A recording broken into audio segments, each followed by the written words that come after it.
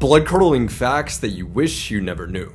Part 32. In 2018, 2 daycare workers were charged after a video surfaced of them running an underground toddler fight club. The women instructed at least 6 children to have full-on fistfights. The most isolated place on the planet is a little dot in the Pacific Ocean called Point Nemo. It's the furthest spot from any kind of land, and the closest civilization is 1,000 miles away. In 2019, filmmakers hired 3 young-looking actresses to pose as 12-year-old girls for a documentary about online predators. Over the next 10 days, they received a combined 2,458 messages from sexual predators. Sarcasm is actually illegal in North Korea. In 2007, a woman died after drinking a little over a gallon of water in 3 hours. And she did it in order to win a Wii.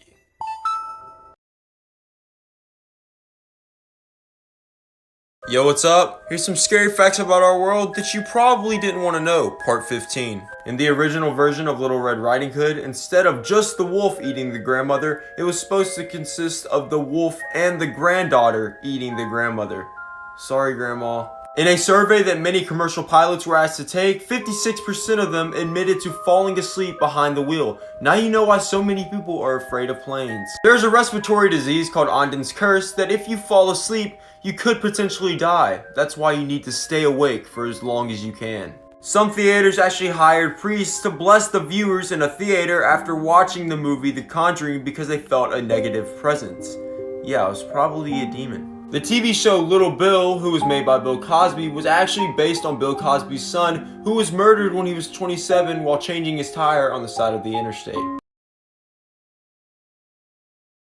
If you have kids, you probably had no idea that digging a hole in the sand can be this dangerous. In 2024, Teresa and Jason were vacationing in Florida with their 7-year-old daughter Sloane and their 9-year-old son Maddox. They were at the beach when their kids began playing and digging in the sand. They dug a 4 to 6 foot hole when suddenly the sand collapsed, burying Sloane first and then her brother Maddox on top of her. Their parents were sitting only a few feet away and tried their best to quickly save them, but Sloane was sucked by the sand completely. Like her whole body was in the sand, and Maddox was only sucked in from the chest down. People at the beach quickly tried to dig the sand out to help save these 2 kids, but the walls just kept collapsing in. And after calling for help, it took about 20 minutes to get the kids out. Maddox did survive, but Sloane unfortunately lost her life. This is so devastating because I've never heard anyone talk about this before. And seeing your child lose their life by doing something so innocent like playing in the sand,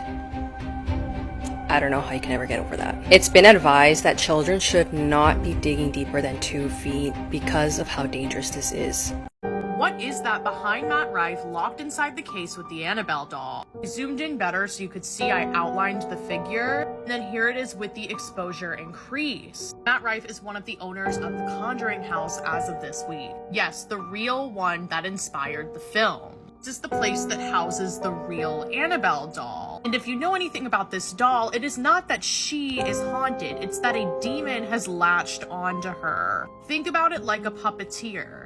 Annabelle is just the puppet. A lot of people are looking at this photo that he posted on Instagram and thinking that we caught a glimpse at the demon itself. I will say, the more that I look at this photo, the more I analyze it, the more you can see that there's a neck, there's a head, and there's a body, which you would think like, oh, that's a figure, right? But what is standing right in front of it? A neck, a head, and a body. You can see that the jaw on it, or the cheekbone, like this area, is also very like chiseled, similar to Matt Rife. Like, it seems to have the same profile. So while I think it's fun to think that that is like creepy eyes, I think it's just like slits in the wood perhaps, or maybe just like lighting from the camera, and that's actually just Matt's silhouette. Like, the way the light is capturing it, it's like Matt is standing like this.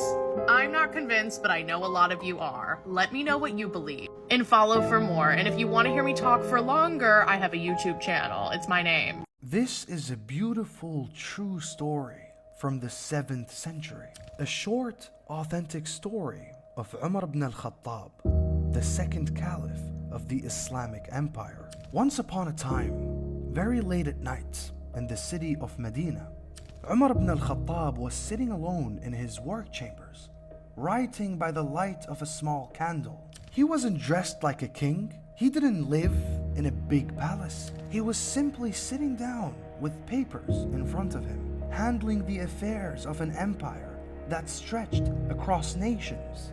Suddenly, his advisor and close friend, Ubay ibn Ka'b, walks in. He requested to speak to Umar about a personal issue.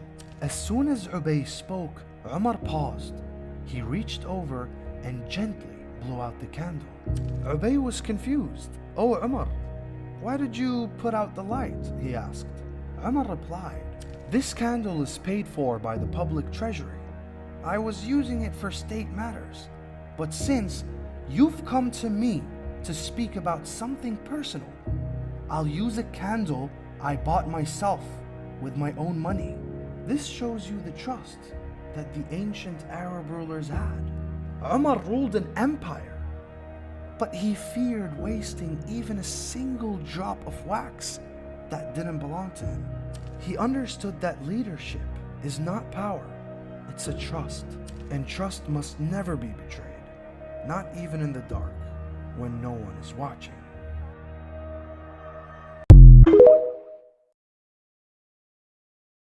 Is nobody talking about the long walk being enforced by the government? If you haven't heard about this, it is an event that is sanctioned by the government and it is exclusive to teenage boys. 50 boys are selected by the government, and right now they are in the process of choosing the next 50, but for what reason? Every participant must walk in a continuous path at a pace of 3 miles per hour. If you do fall behind, you're given something like 3 warnings before you are entirely eliminated. There's no food, there are no breaks, there is no outside help. Reports are saying we might be getting some of the first images released from the walk, but the question is, why is this even happening? What is the point of it? The last one standing in the walk could win a prize of anything they wanted for the remainder of their lives. The question is this something that you could imagine that you would even make it to the end of?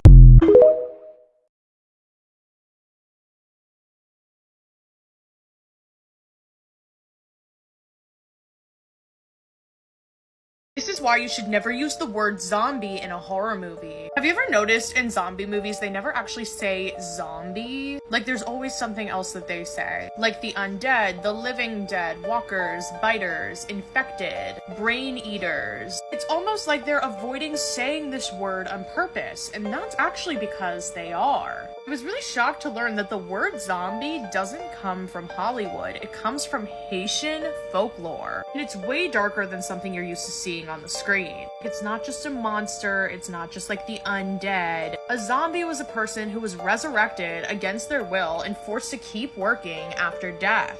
The word first appeared in America in a travel memoir that was written back in 1929 called The Magic Island. In this book, the author claimed that he saw actual zombies in Haiti, not flesh-eating monsters, like vacant, lifeless laborers on a plantation. And it wasn't a metaphor. The locals told him that these were dead men that were still working. And they really tried to make him believe that this was real. It was real to them, at least. And here's the thing, in the Haitian culture, being a zombie wasn't scary because they'd like eat your brain.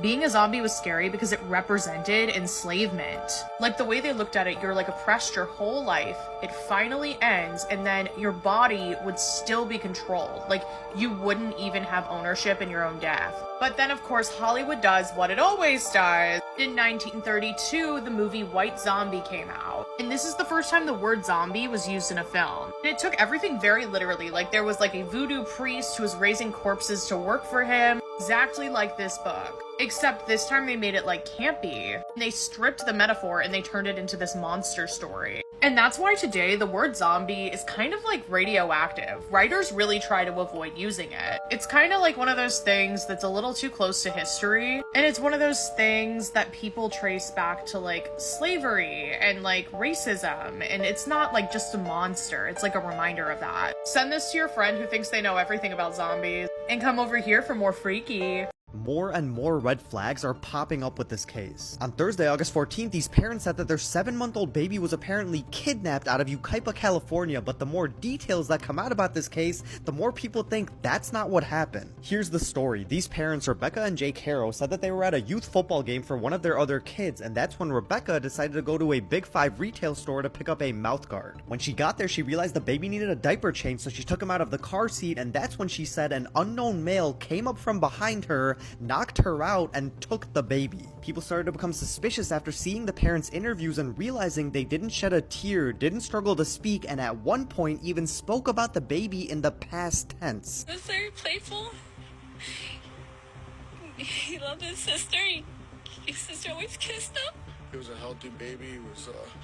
It was crawling. He was kicking. He was playing with. And after people did some digging, they found out the father, Jake, was previously found guilty of willful child cruelty and found guilty in 2023. And now the local sheriff's office came out with a statement saying after interviewing the parents, the mother, Rebecca, had inconsistencies with her initial statements about the alleged kidnapping, and after being confronted about those inconsistencies, she chose to end the interviews at that time. And people also noticed that her black eye doesn't look recent, it looks much older, and not only one eye looks injured, but both of them do. Prayers to this poor child. Let me know what you guys think, and as always, I'll keep you guys updated.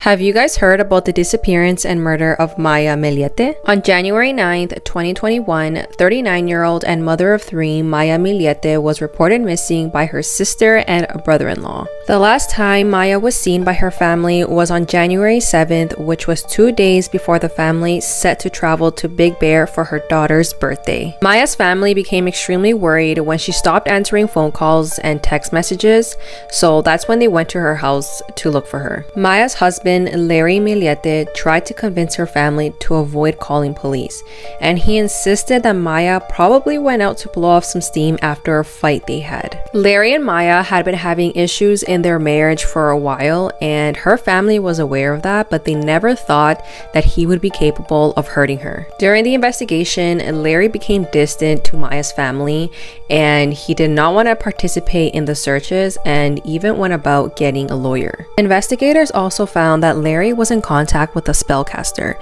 and evidence showed that he tried to hex Maya, hoping she would get in an accident, break her bones so that she would not leave him. Investigators also learned that the last call Maya made before she went missing was to a divorce attorney. Even though Larry denied having anything to do with Maya's disappearance, a neighbor's surveillance camera captured what sounded like gunshots in their house the night Maya went missing. Larry was arrested on October 19th, 2021 and charged with first-degree murder and felony possession of an assault weapon, but he pleaded not guilty and insists that Maya left on her own. Maya's family is extremely heartbroken because not only have they not located Maya, but her 3 kids are left without a mother and a father.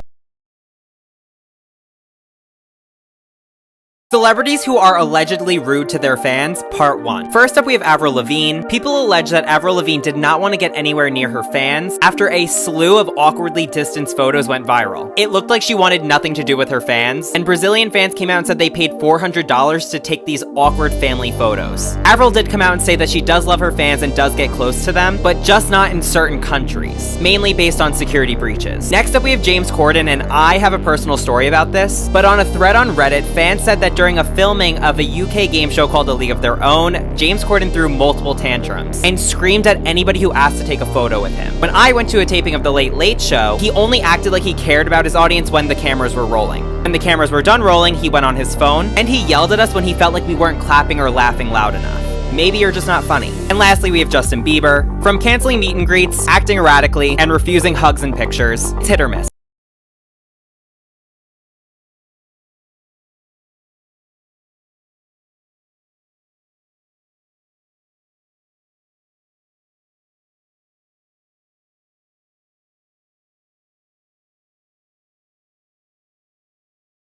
Here's why you might not want to visit your mom on her birthday. A man was stuck in traffic while driving home after visiting his mother for her birthday. The man was so frustrated that when the GPS told him to take a detour, he went right away, which might have been a mistake. His gas light then came on, so he decided to pull into the super bear in town to fill up his tank. So the man went in, pumped his gas, and when he went to pay, the clerk was super weird. He didn't acknowledge him and just gave him a creepy smile. The man then went outside and saw a woman just standing in the middle of the road and said, "Are you okay?" And the woman looked at him and said, "Ah, yes, we are happy here." The man was like, "What the?" and just drove out of there. Till a cop pulled him over and said, "Sir, you can't drive. Driving's illegal here." The man had had enough and literally just went pedal to the metal and zoomed out of there. When he got home, he was just so confused. The people looked real but didn't act human. He tried to research it but decided, next year I'm just sending my mom a card. How all the rappers you listened to crossed the line, and we were all wrong about them. Even the biggest, most powerful names had to do something to go from regular stars to global icons. But let's get one thing straight. Nobody gets there with just talent and luck. A new rapper starting out? That's a whole different world. It's not like they drop a track and instantly lose their soul or something. In the beginning, it's a slow climb. They start buzzing. But at some point, they hit a wall. That point where you're no longer just an artist, you become a global brand. And it's usually right then that they make a critical choice behind the scenes, one nobody really notices. Travis Scott before Astroworld was already good, but after that album, whole different league. Playboi Carti, we don't even need to say much. The whole vibe around him is straight up dark, and he owns it. And when you actually listen to some of the lyrics, it's hard not to feel like they're coming from somewhere else entirely, like it doesn't even sound like them anymore. Everyone here will have their own opinion and make their own judgment, but still, be careful what you're listening to, because sometimes it's not just music.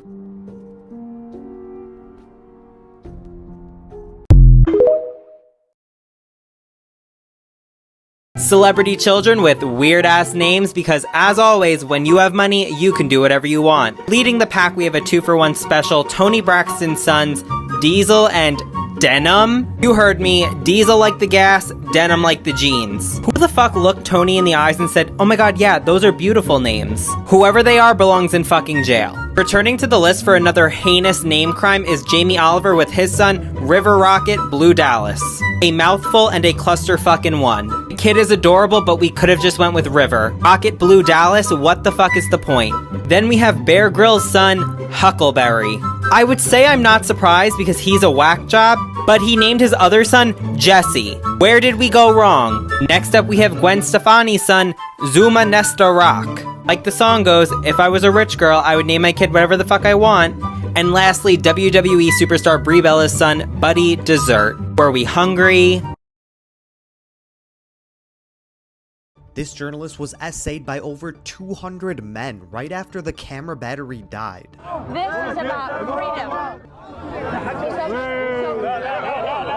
Laura Logans was a well-known journalist for CBS News, and on February 11th of 2011, her and her crew found themselves in Egypt because the president had resigned. Laura was covering the celebrations in Tahrir Square, where people were chanting, happy, and celebrating their freedom until things took a turn for the worse. While Laura and her crew were filming, the camera's battery suddenly died, and as the men around her started to notice, their celebrations quickly turned to violence. The men started to gather around her so that she was separated from her crew, and for the next 25 minutes, she was essayed in the most horrible way. They tore off her clothes, took pictures with their cell phones, pulled her body in different directions, essayed her with flagpoles and sticks, and even ripped out her hair in chunks. Thankfully, a group of women were camping nearby, saw what was happening to her, and were able to pull her out. Laura survived just barely and returned to the US, but since there were so many men that did this to her, they weren't able to prosecute any of them. But instead of staying quiet, Laura came forward with her story in hopes it would prevent this from happening to other women, especially in her field. Prayers to this poor woman. Let me know what you guys think, and as always, I'll keep you guys updated.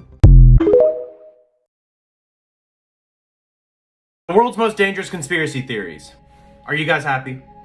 Okay, so tier 6. Today we're going to be talking about poisonous oxygen hallucination. This is where you need to start opening your mind. We are going to cover 2 different theories on this one. The first one states that oxygen is poisonous and that everything around you is a lie. People believe the government created oxygen to control the world's population. With that being said, the average lifespan of inhaling oxygen is around 80 years. Theoretically, humans can live forever, but the government created oxygen so that way they could save resources and kill off the population every 80 to 100 years. Not only does this oxygen kill us, but it also allows us to hallucinate. Some of the evidence people use to prove this theory is oxygen toxicity. Oxygen toxicity is when you inhale too much oxygen, creating lung damage and can even kill you, which leads people to believe if we need oxygen to live, why can it also kill us? The second theory is similar with some minor differences. The second theory states that oxygen makes us hallucinate, suppressing our thoughts and emotions. If humans keep inhaling oxygen, they can't see the world for what it really is. Some of the proof people use to prove this theory is, well, drugs. People who take LSD always talk about how beautiful and vibrant the world is. Even in some cases have spiritual breakthroughs and learn something about themselves that they couldn't could not have figured out on their own. For instance, Francis Crick was on LSD when he discovered DNA, and apparently he said his spiritual beings showed him exactly what it looked like, and he credits 2/3 of all of his research to it. So people think that the government made these drugs illegal so that nobody can think differently and it keeps everybody in line. Obviously, I'm not advocating for this, I'm just telling you the most dangerous conspiracy theories. But make sure to like and follow because we have a lot more to learn. They tortured her. They brutally tortured her. They sexually assaulted her. They strangled her. They mutilated her body. You guys, they broke her nose. They broke her neck. They severely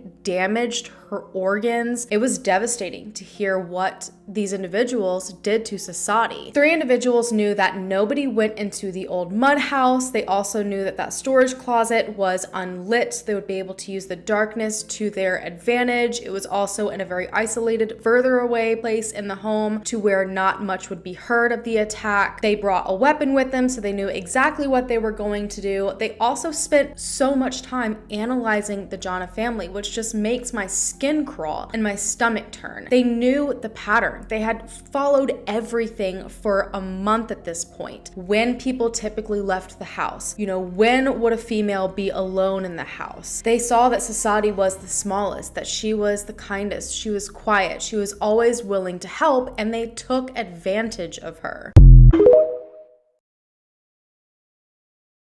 These are normal looking photos with very disturbing backstories, part 1. This seems to be a normal class picture that anyone would take at their school, but if you look closely, you notice something a little out of the ordinary. You see, if you look close enough in the top left corner, you will notice classmates Dylan Klebold and Eric Harris holding up fake guns, but little did people know, these two would move on to commit the mass school shooting of Columbine High School in 1999. This event began to unravel as these two 12th grade students shot up their school, killing 13 people and wounding 20 before turning the gun on themselves and killing themselves in the school library. Police later found a 20-pound propane tank that they set to detonate and go off inside the building to blow it up, but since the bomb didn't work, they started the killing spree themselves. Nothing but sadness and sorrow filled the air that day as students mourned the loss of their fellow classmates and teachers, and Columbine was considered the worst school shooting at the time and still goes down in history till this day.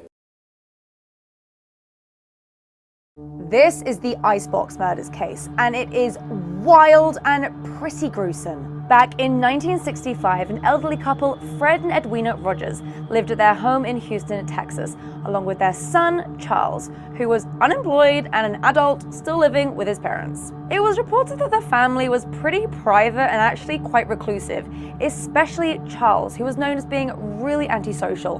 Most neighbors didn't even know he lived there, because he would skulk out before dawn and come back after dark. On June 23rd of that same year, a family member actually called the police asking them to conduct a welfare check on the couple.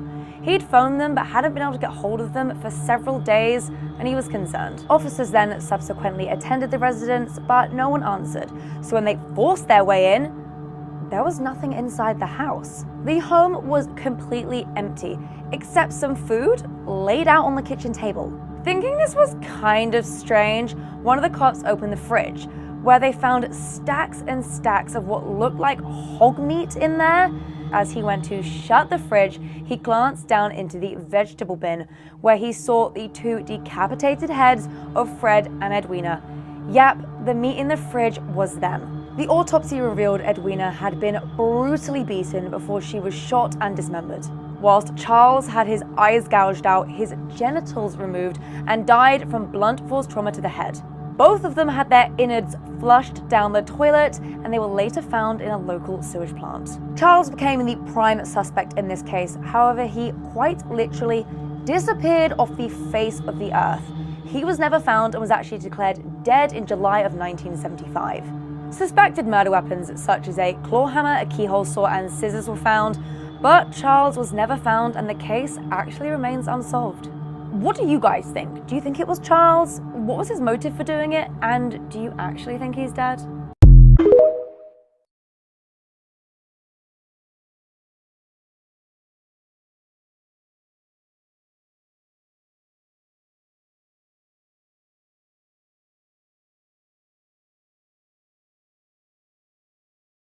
52-year-old Texas resident Karen Davis got married, and then after the ceremony and after the honeymoon, she went through the process of changing her last name from Davis to McBride to match her husband's last name. After the change was done, the last step was to get a new driver's license with the new name on it. So Karen emailed the local DMV to set up a time for her to come in and make the change to her license. But after she sent that email, the local DMV immediately emailed Karen back, and they told her that they could not help her with this request until she resolved an issue. They very cryptically said it had something to do with the state of Oklahoma.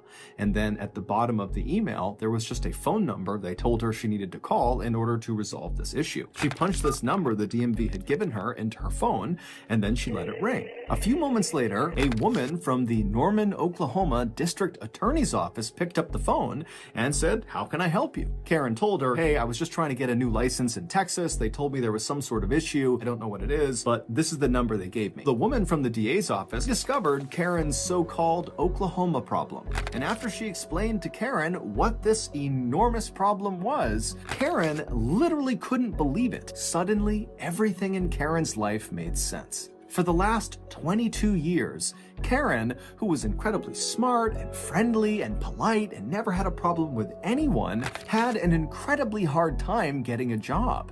Even jobs that she was extremely qualified for, she would get turned down for someone who was way less qualified. And then, in the rare times that Karen did actually get hired, she would always get fired for no reason. And so Karen never understood why she was being treated this way until now. It would turn out 22 years earlier, which is when Karen's hireability issues began, she lived in Norman, Oklahoma. She lived with a roommate, and this roommate was this nice young man who had a couple of young kids, and one weekend he went to the local movie store called Movie Place, and he rented the hit 90s movie Sabrina the Teenage Witch to watch with his kids. And after he was done watching this movie, he didn't return the VHS tape of Sabrina the Teenage Witch back to Movie Place. When Sabrina the Teenage Witch was not returned in a timely fashion, they pressed charges against the cardholder. And the cardholder was Karen Davis. The roommate had just borrowed her card. And somehow, these charges against Karen were never brought up to Karen. She was never contacted by anyone, and so for 22 years, she was technically a wanted felon for felony embezzlement. And so this was the reason she kept not getting jobs and kept getting fired from jobs. Karen worked with the Norman, Oklahoma DA's office and got these charges dismissed.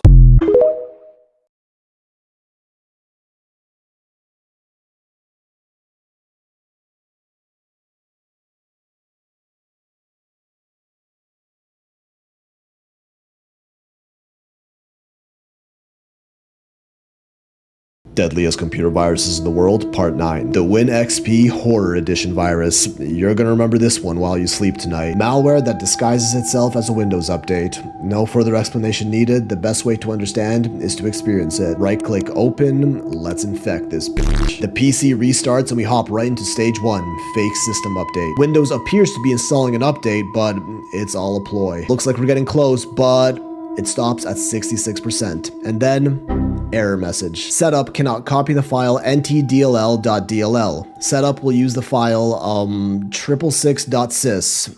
Okay, I guess. This initiates stage 2, Windows theme hijack. Our entire theme gets swapped to this red background creepy eye looking thing as the update continues. This ominous music begins to play with the message, "Don't look behind you." This time the update actually hits 100% and we're gonna... Oh, okay. First jump scare here with a static noise and a glitchy transition. The theme hijack continues with this skeleton boot loading screen until we get to my favorite part.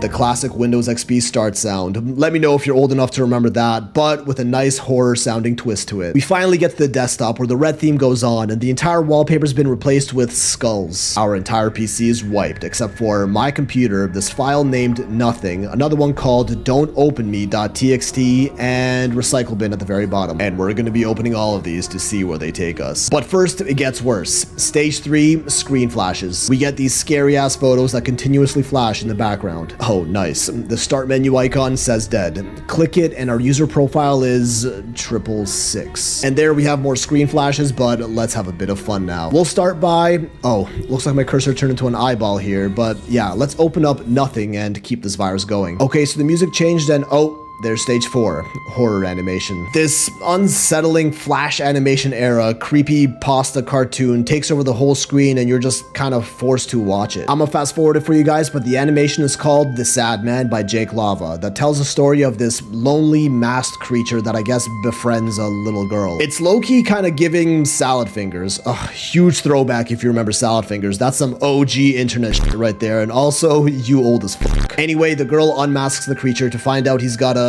Duanusi on his face and he eats her. Animation ends and we're back to desktop. The nothing file is all glitchy now. Honestly, that's a pretty cool looking effect. The animator did a great job with that. Screen flashes continue, but let's open the next file. Don'topenme.txt. Classic horror movie music plays with the message, "Congratulations, you opened me. Do you want to play a game? Okay, then look behind you." I don't know why I keep saying that. But we've entered stage 5, I guess. Game over. You think you're in the clear and then another jump scare, I believe from a horror video game called Granny, followed by the text on screen, game over. Back to desktop, and this file is glitching now too, but let's open my computer. Surely that should work just fine, right? Nope, we get this message. Do you seriously want to trash your computer forever?